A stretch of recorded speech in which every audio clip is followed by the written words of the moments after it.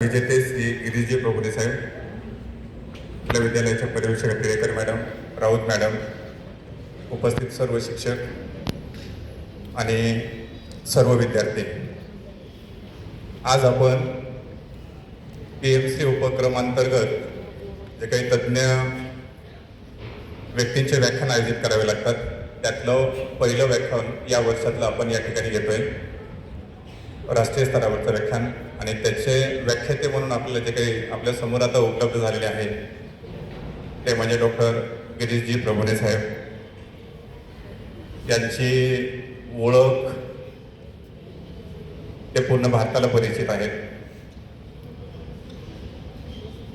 भारत सरकार जे काही सर्वोच्च नागरी पुरस्कार देत असतात त्यापैकी एक पद्मश्री पुरस्कार त्यांना 2021 साली सामाजिक कार्य या क्षेत्रामध्ये मिळालेलं आहे.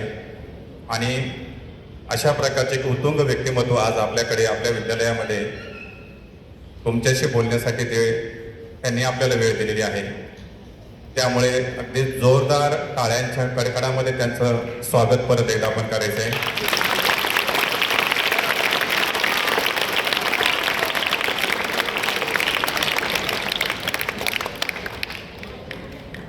सर, आमची जी काही शाळा आहे ती दुसऱ्या टप्प्यामध्ये